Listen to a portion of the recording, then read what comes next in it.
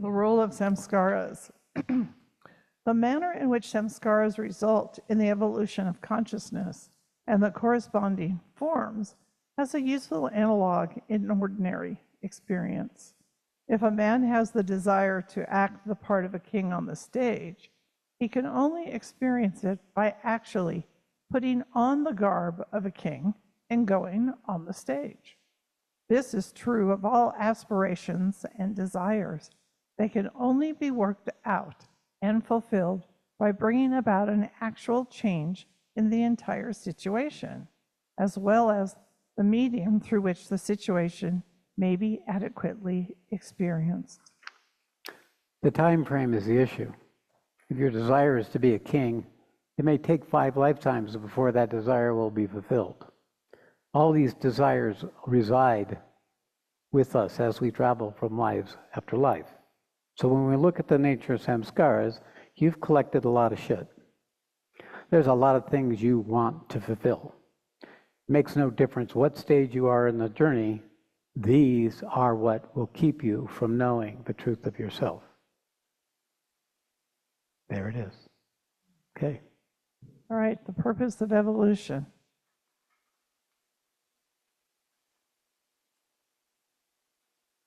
The parallel is very helpful in understanding the driving force of evolution, which is not mechanical, but purposeful. The samskaras are not only responsible for the evolution of the form, body, and the kind of consciousness connected with it, but they are also responsible for the riveting of consciousness to the phenomenal world. They make emancipation of identification with consciousness, that is, the withdrawal of forms, consciousness from the phenomenal world to the soul itself, impossible at the subhuman stage and difficult at the human level. So the density of our embodiments at all the stages of evolution is that our body is actually the memory. Your physical body is such a powerful vessel because inherent in its very formation is the beginning of existence, the evolution of all forms, from the most primitive to the most developed. Yours current consciousness, your current form, being the most developed. The riveting has been going on for the thousands and thousands and thousands of years that have taken for a body like your body to exist and survive, enough to even question its existence. So the nature of the body is really the territory. Beginning to awaken the body is the ultimate process as we transmute the body into a means to coming out of the deep, profound physical samskaras that have given us a body. Okay? Okay.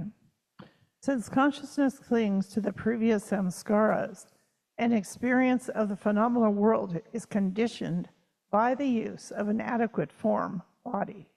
As a medium, the soul at every stage of evolution comes to identify itself with the form.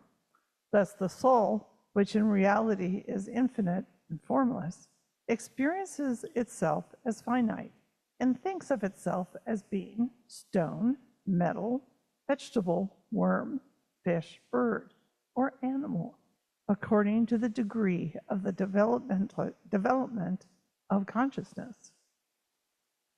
I know a lot of human beings are still in this state. There's absolutely no entry point. Their consciousness is so completely identified with the body and its motions and its thoughts and its sensations and its interpretations and its mental programming that there is no avenue to come out at that stage. It has to take more lives. It has to take a lot of pain, a lot of suffering, because pain is the only way bodies wake up. Threat, anxiety, difficulty is the only way bodies wake up. Otherwise, they stay asleep. They're human cattle. No matter how educated or trained they are, how articulate they are in defending or explaining things, they're nothing more than intelligent animals. Most people live in that state and can't imagine anything other than some variation of that state through their relations with others and through existence and their position, the beggar wanting to be a king. It is the same thing repeated endlessly, creating a larger and larger quantum of bondage, of samskara. That's how it works.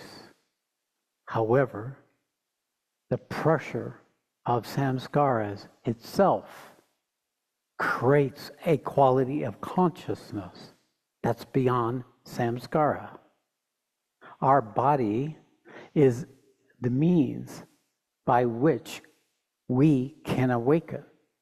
If we can use the intelligence that has come in mankind's evolution at this age to recognize that's what the opportunity is. It's not to fix it. It's to discover its truth. It's not to heal it. It's to discover its lesson. So that we can be empowered to move into relationship with that which we would not move into relationship with otherwise. From the physical body, from the emotional body, and from the mentalizations that go associated with those two. Okay. Finally, while experiencing the gross world through the human form, the soul thinks that it is a human being. The soul has fully developed and complete consciousness in the first human form, and therefore there is no need for any further evolution of the gross form body. The evolution of forms thus comes to an end with the attainment of the human form.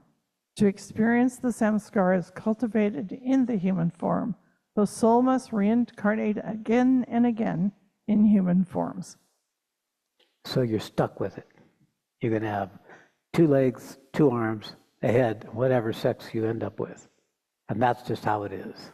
It ain't going to create a new kind of body. You can go ahead and have surgery and change it, but it's the same samskara that's going to work itself out, no matter how you modify your body or how pretty or ugly or how you fuck it up. It is still going to be the arena of samskara. You're just going to add another dimension to the particular body group of samskaras you were born to work out. Just another form of suffering. Whatever we resist creates suffering, guaranteed. Okay. Now we talk about the law of karma. There you go. Whatever resists creates suffering. The law of karma. Eventually you learn. That's the key. Okay, the law of karma. The innumerable human forms through which the soul has to pass are determined by the law of karma, or the nature of its previous samskaras, whether of virtue or vice, happiness or misery. During these lives, the soul, which is eternal, identifies itself with the gross body, which is destructible.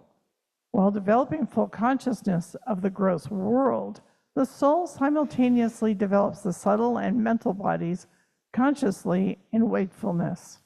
It becomes conscious of these bodies and the body's corresponding worlds only when its full consciousness turns inward, that is, towards itself. And that's the way out, inward, silence and stillness, finding that place that does not change, that lies within us. When the samskaras become dense enough, we have no other place to turn to. We end up stopped in our movement of desires and fulfilling and trying to resolve things. And in that point, it feels very much like absolute despair, absolute hopelessness. Yet it is evidence of the soul coming forward. Continue. When the soul is conscious of the subtle world through the subtle body, it identifies itself with the subtle body. And when it is conscious of the mental world through the mental body, it identifies itself with the mental body, just as it identifies itself with the gross body when it is conscious of the gross world through the gross body. So people live in their minds. They become their mind. They become their thoughts. They become their ideas. They become their evaluations. They become whatever that mentalization, which is always based on enhancing or avoiding diminishing of their sense of self. It's what is the benefit? What is the cost-benefit ratio? So when we identify with our mental self, we have the condition we're in now. World exists in the mental dimensions. The word blues me. The online world is the world we live in. We live in the mentalizations, the movies, the stories, the video games, the ideas and the beliefs and the arguments, and it's all in that arena. Though it drags along the body and the vital, it is still where our attention's locked in our identity. Okay? Okay. The homeward journey of the soul. The homeward journey of the soul consists in freeing itself from the illusion of being identical with its bodies, gross, subtle, and mental. When the attention of the soul turns towards self-knowledge and self-realization, there is a gradual loosening and disappearance of the samskaras that keep consciousness turned toward the phenomenal world. The disappearance of the samskaras proceeds side by side with piercing through the veil of cosmic illusion, and the soul not only begins to transcend the different states of the phenomenal world, but also to know itself as different from its bodies. So now we're entering into the path that takes us out of that predicament. And mostly in modern spirituality, the path has to draw on the mental, the mind's capacity to collaborate with the unfolding of the changes that are occurring in the spirit, in the spiritual self.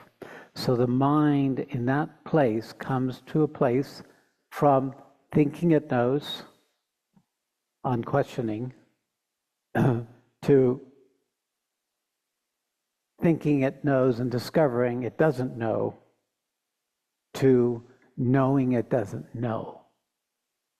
So the stages of evolution of consciousness when spirit awakens is we come out of the rigidities of our thinking, the rigidities and the inflexibilities of our positions, our projections, our stories about ourselves and others in the world. We come out of recognizing we actually don't know. And this may take 5, 10, 100 lifetimes. But eventually you get to the place where I really don't know. And then there's own drift when that happens, because then it all seems meaningless.